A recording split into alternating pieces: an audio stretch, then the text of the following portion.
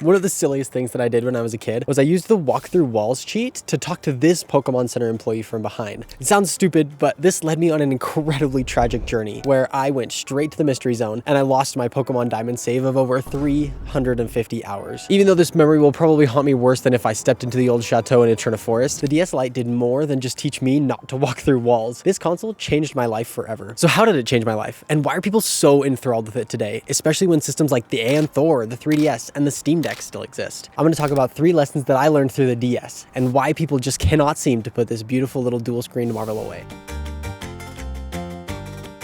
This might be crazy, but the DS Lite taught me that work is actually good and that hard work is rewarding. When I was 7 years old, I remember working and doing extra chores around the house to earn enough money to buy Pokemon Diamond. And I think one of the reasons I loved that game so much was because it wasn't just given to me. I actually had to earn it. I had to work for it. This leads me to the idea of something called the IKEA effect, which leans into the fact that labor increases valuation. IKEA is notorious for having all of their furniture shipped to you, disassembled, and they require you to build the furniture yourself.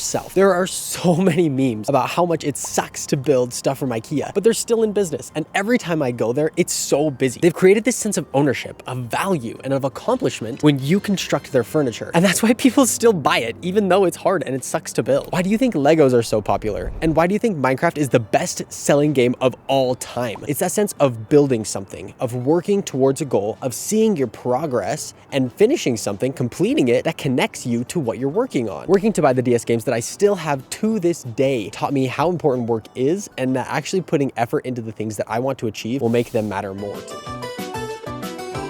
The DS also taught me about the importance of connection. I feel so enthralled with the stories I was a part of. I felt like every Pokemon on my team was actually my friend. I was also able to connect with my sister through playing DS download games, and friends at school just because of our shared love for Pokemon. The DS Lite gave me the opportunity to connect with the people around me, and it still does. I recently was able to spend time with a friend because they wanted help reshelling and fixing their old DS. These are experiences that I'm talking about. These are the connections that I want to make. Connections that bring me closer to those around me, and I believe that the DS has given me that opportunity. My DS Lite has also given me memories with my dad that I will never forget. I remember when he and I went to Walmart to pick up Pokemon SoulSilver at midnight, and it was one of the coolest things I got to do as a kid. Going on an adventure with just me and my dad when I was supposed to be sleeping, and being able to start a new journey in the magical world of Pokemon. This memory has imprinted itself on my brain, and I am so grateful that the DS allowed me to connect with Pokemon and my dad in such an awesome way.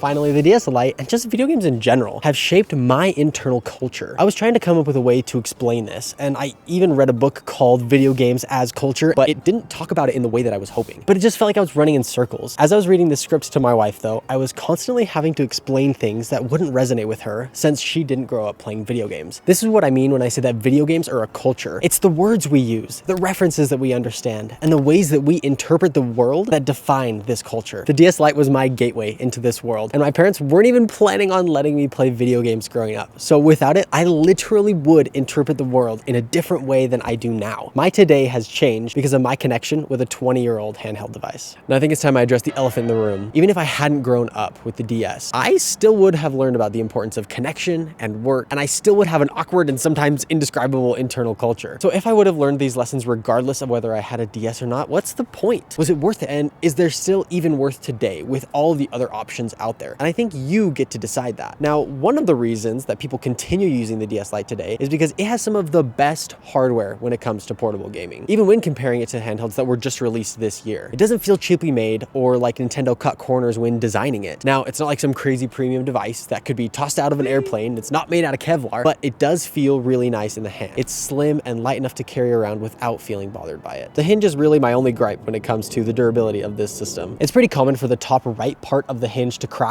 and make using the system pretty annoying. The fact that the hinge is the most commonly ruined part of the DS Lite is kind of crazy though, considering how basically anyone who played Pokemon Ranger as a kid treated the bottom screen. Speaking of screens, these are a huge leap from the mega dark screens of the GBA era. They're a super crisp 256 by 192, which lends perfectly into the era of incredible pixel art that Nintendo leaned heavily into during the DS era. This pixel art, the Pokemon games, oh my gosh, the Pokemon games look incredible. They look so good. And it was was really fun to see what programmers would do to incorporate both the top and the bottom screens in their game. Now, when it comes to the controls of the DS Lite, some people like it and some people hate it. The buttons are pretty mushy when compared to those of the GBA SP or the DSi, but I actually like these buttons way more than the clicky ones. They're more comfortable and nostalgic in my opinion. The console's a little bit too small for my hands now that I'm a grown adult, but it's still comfortable enough to really enjoy playing the games that I've been playing on it. Even having said all this awesome stuff about the hardware of the DS, I think the strongest part is actually the battery life. I honestly never remembered charging my DS Lite as a kid. I have no idea, but in my mind, my DS was like the Avatar because it felt like it was just immortal. Of course, you do have to charge it, but with a new battery, and depending on the game, you can get anywhere from 5 to 19 hours of battery life on a single charge. Modern gaming systems are celebrating the fact that you can play a game for 3 hours, and most of the time it's worse than that. This makes a huge difference for me personally because I know that if I actually have time to sit down and play a game, when I pick up the DS, I'll actually be able to play. Compare this to the Steam Deck, where half the time you pick it up, I feel like it's just dead.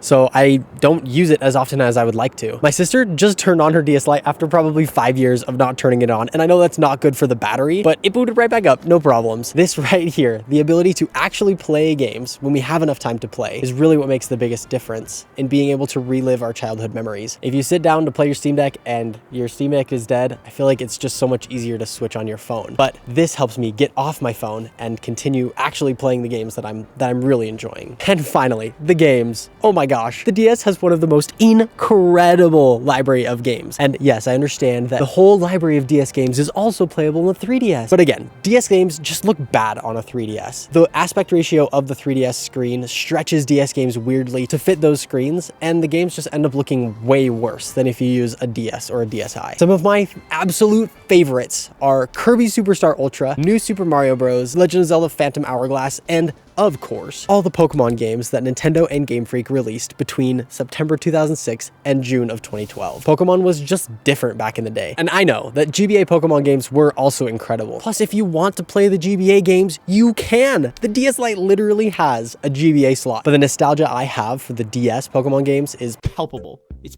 potent, it's pungent. The pixel art was incredible, the stories were engaging, and it felt like Game Freak actually had a handle on what they wanted from the series, which is a pretty stark contrast from what's going on currently. I mean, I guess other than considering the fact that they want money from the series, you know, that makes sense. Of course, actually buying the physical cartridges on eBay is sort of a psychological horror story right now. So using an R4 card is the best way to get your DS games back on the DS. I honestly have no idea how I convinced my parents and one of my friends' parents that getting an R4 card was totally fine back in the day, but I must have been pretty persuasive because that was how I played Metroid, Phantom Hourglass, and a bunch of other games growing up. Just make sure that if you do get one, do some research because some of them have what's called a time bomb where they'll just break after a certain amount of time and you have to get a new one. Okay, yes, this title screen was confusing. I just said that the DS was a tool for connection in the past, but it can also be a tool for disconnection in the present, of disconnecting us from our phones, social media, and the constant dopamine hits that we are being carefully led into believing are normal and how we should be living our lives. In my opinion, this is the biggest reason why getting a DS, a 3DS, or any retro handheld right now is honestly such a good idea. Separating ourselves from our phones. I talked about this in both my iPod video and my 3DS video, of how people are using old technology to create that barrier between themselves and the devices that are trying to capture their attention all the time. And along with an iPod or a 3DS, the DS Lite can help you create or strengthen that barrier. With a DS Lite, you get to own your games. The time you spend isn't being monitored. You're not going to get a DS Lite wrapped at the end of the year, and you still get to have the really fun and engaging experience that video games can bring. It's not necessarily about using your screens and devices less, but instead about not letting them turn you into a whooper. Dang cute, but there's just not much going on in there. Using a DS or just retro handhelds in general gives us the opportunity to take a step back, to slow down, and to enjoy the moment.